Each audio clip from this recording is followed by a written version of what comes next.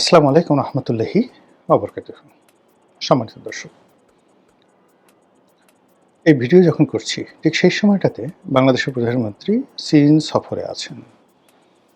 তার এই সফরটি কৌশলগত দিক থেকে বাংলাদেশের জন্য অত্যন্ত গুরুত্বপূর্ণ এবং এই রিজনে চীনের যে স্বার্থ সংশ্লিষ্ট বিষয়াদি রয়েছে সেগুলোর দৃষ্টিতে অত্যন্ত গুরুত্বপূর্ণ। এই মুহূর্তে বাংলাদেশ চীন থেকে যে ঋণ নিয়েছে সেই ঋণের পরিমাণ মোর দ্যান 13 থেকে 14 বিলিয়ন ডলার।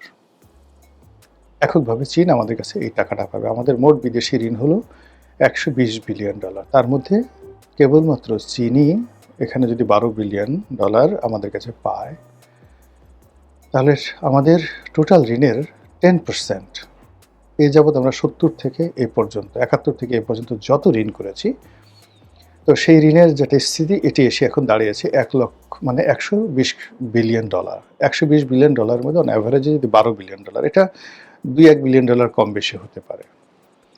তো এই 12 বিলিয়ন ডলার চীন আমাদের কাছে পাবে, এটার পেমেন্ট রিপেমেন্ট। এর বাইরে আমাদের অর্থনীতির রিকনস্ট্রাকশন, অন্যান্য সব মিলিয়ে অ্যাটলিস্ট এই মুহূর্তে 3 বিলিয়ন ডলার আমাদের নগদ দরকার, যেটি আশা করছি আমরা চীন থেকে সেটি পাবো। 2 নম্বর হলো যে আমাদের যে ব্যবসা বাণিজ্য যেখানে রয়েছে, অবকাঠামোগত উন্নয়ন, সেখানে আরও প্রায় 20 থেকে 25 বিলিয়ন ডলারের একটা লং টার্ম ইনভেস্টমেন্ট আমাদের দরকার। শেখ হাসিনার জামানাতে এরকম একটা প্রথম যখন সেখানে গেলেন, কথা হয়েছিল যে 40 বিলিয়ন ডলার চীন বাংলাদেশে ইনভেস্ট করবে এবং সেই 40 বিলিয়ন ডলার পর্যায়ক্রমে ইনভেস্ট করবে, এটা নিয়ে আমরা খুব আনন্দে মেতেছিলাম। কিন্তু চীন এর বিনিময়ে যে শর্তগুলো দিয়েছিল, আওয়ামী লীগ সরকার সেই শর্তগুলো একটাও পূর্ণ করেনি, ফলে চীনের সেই বিনিয়োগ আসেনি। অধিকন্তু চীন শেখ হাসিনার জামানার একদম শেষ সময়টা পর্যন্ত পৃথিবীতে যদি 1 নম্বর তাকে কেউ সমর্থন দিয়ে থাকে, ইভেন বেটার দ্যান ভারত, সেটি চীন দিয়েছে। তারা আনকন্ডিশনালি শেখ হাসিনাকে টাকা দিয়েছে। বলা হয়ে থাকে যে 2018 সনের যে নির্বাচন, সেই নির্বাচনে সত্য মিথ্যা আমি আগে বলে নিচ্ছি, আমি সেই নির্বাচনে প্রার্থী ছিলাম। তো সেই নির্বাচনে ভারতের সঙ্গে বিএনপির একটা নেগোসিয়েশন হয়েছিল, ভারতের সঙ্গে আওয়ামী লীগের একটা নেগোসিয়েশন হয়েছিল।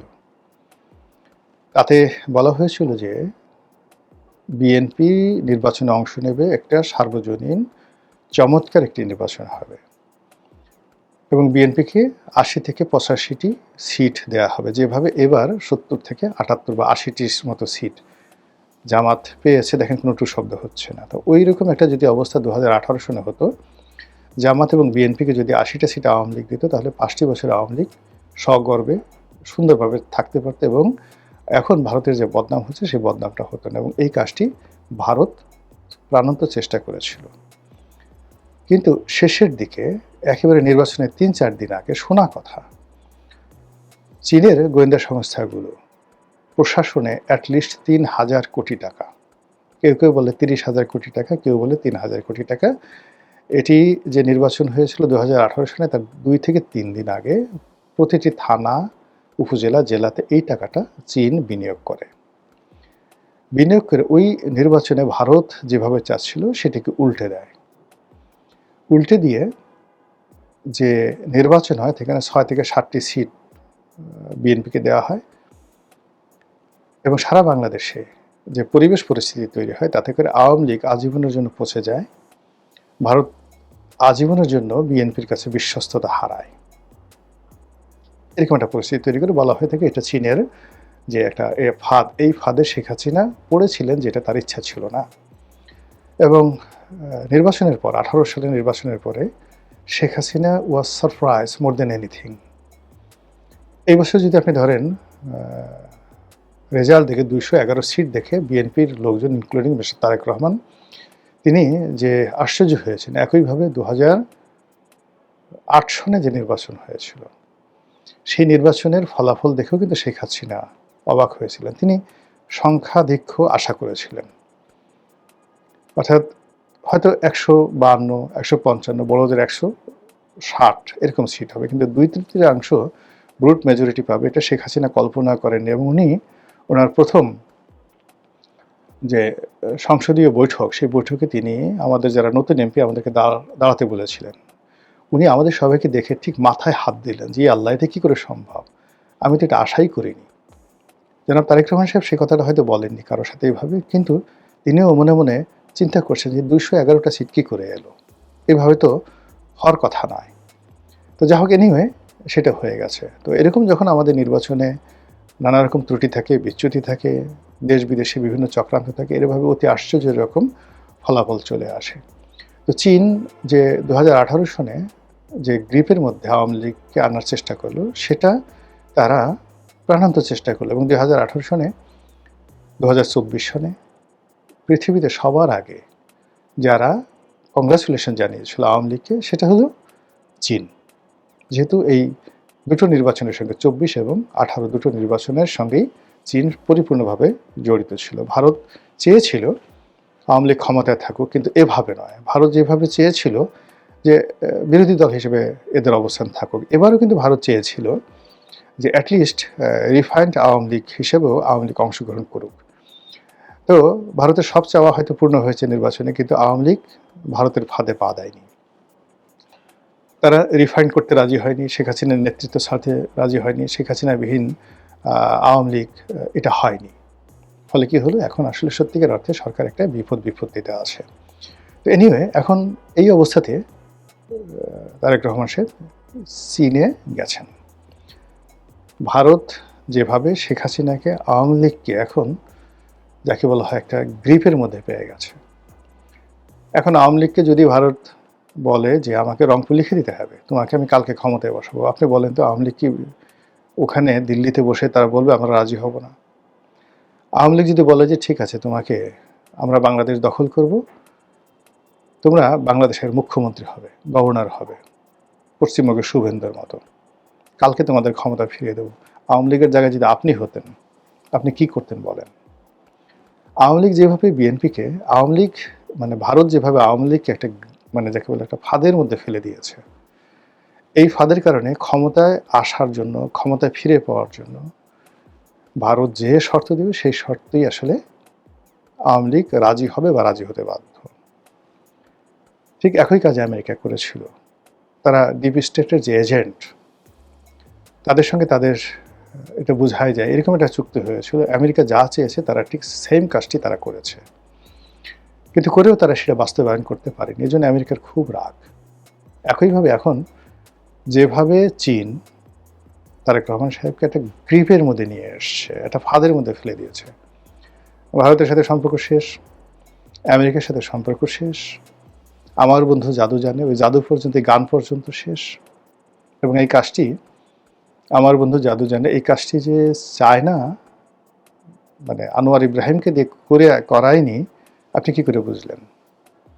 আপনারা জানেন যে আনোয়ার ইব্রাহিমের উপর চীনের একটা বিরাট প্রভাব আছে এবং তাকে সম্মান দেখানো হয়েছে, আন্তরিকতা দেখানো হয়েছে, কিন্তু কিছু দেওয়া হয়নি, অভুক্ত রাখা হয়েছে। সেই অভুক্ত জায়গা থেকে গিয়ে এখন তারেক রহমান সাহেব যদি চীন থেকে খালি হাতে আসেন, বাংলাদেশে মুখ দেখাতে পারবেন না। এর কারণ হলো মালয়েশিয়ার সফর থেকে তিনি এসে বলার মতো, বাংলাদেশে বলবেন আমি এটা নিয়ে এসেছি মালয়েশিয়া থেকে, এরকম কোনো কিছু তৈরি হয়নি। তো সেক্ষেত্রে চীনের সঙ্গে তাকে একটা সমঝোতা আসতে হবে। এখন সেই সমঝোতাগুলো কি হতে পারে? ইতিমধ্যে বাংলাদেশে প্রায় সবাই জানেন যে চীন থেকে অনেকগুলো 10টা না 20টি যুদ্ধ বিমান কেনা হবে। C-10 বা কি যেন একটা যুদ্ধ বিমান আছে, যেটা অত্যন্ত ইফেক্টিভ। এই মুহূর্তে F-35, মার্কিন যুক্তরাষ্ট্রের সবচেয়ে অত্যাধুনিক জঙ্গি বিমান F-35, এই F-35 বা MiG-29 এগুলোকে টেক্কা দেওয়ার মতো চীনের যে জঙ্গি বিমান, যেটি বিগত ভারত এবং পাকিস্তান যে যুদ্ধ হলো, সেই যুদ্ধে ভারতের আকাশকে তছনছ করে দিয়েছে পাকিস্তান মানে বিমান বাহিনী।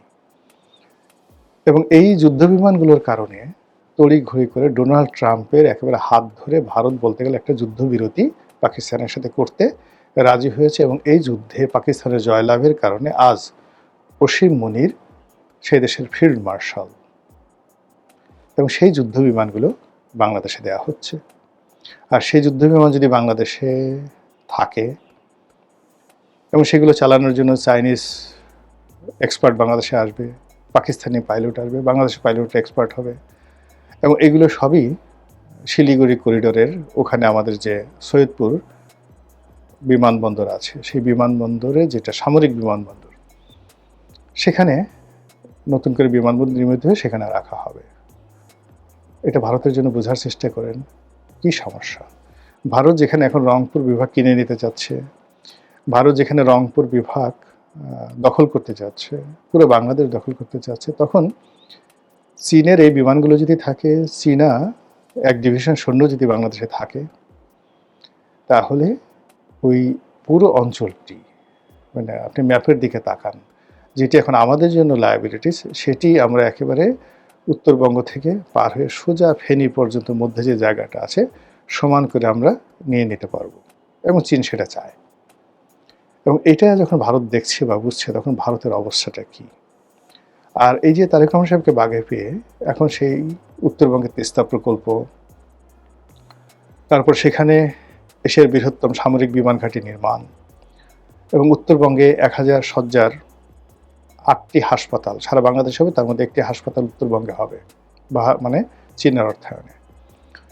এরপর চীনের অর্থায়নে সেই পদ্মা ব্যারেজ সেটা হবে, তিস্তা ব্যারেজ, পদ্মা ব্যারেজ, দ্বিতীয় পদ্মা সেতু।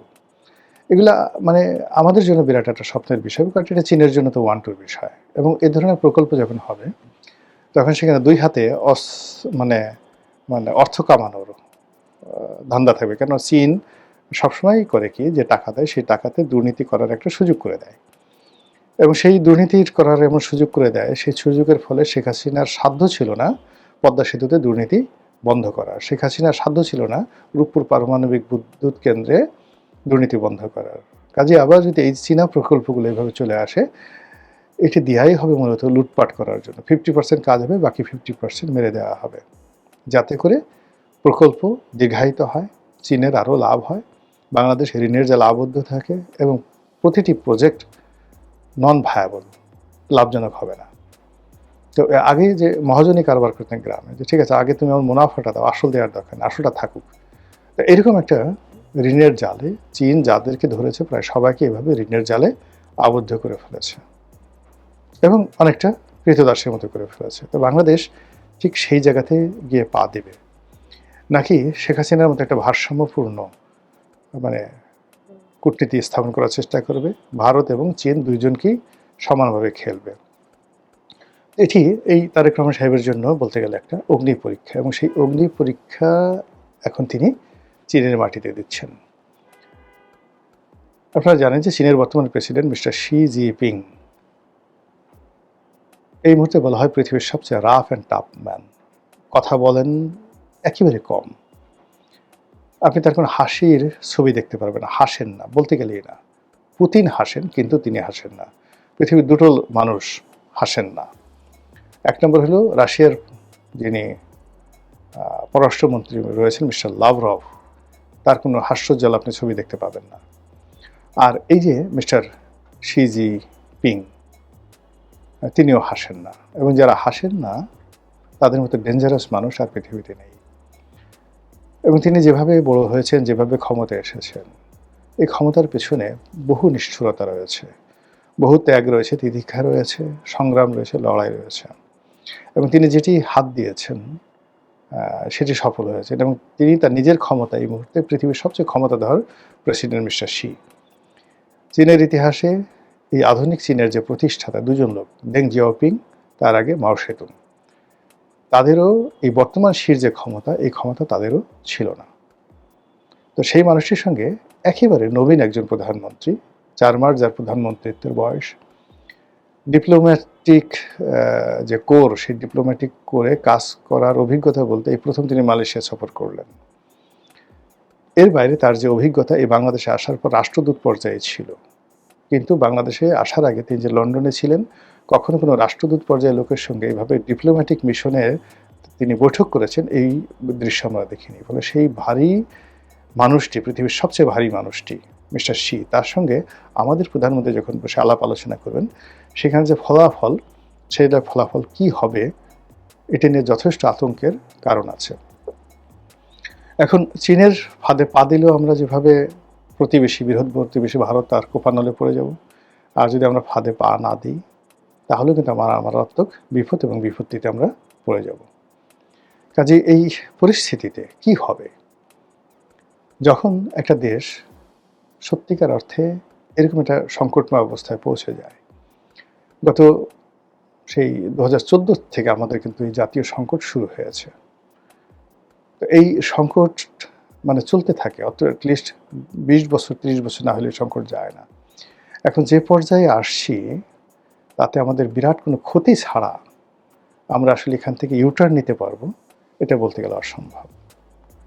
আল্লাহ ভালো জানেন, প্রধানমন্ত্রীকে সসম্মানে মর্যাদা সহকারে বাংলাদেশে ফেরত আনুন, চীনের সাথে সম্পর্ক হোক, সঙ্গে সঙ্গে ভারতের সাথেও সম্পর্কটা থাকুক। আমরা কারো দাসত্বের শৃঙ্খলে যেন আবদ্ধ না হই,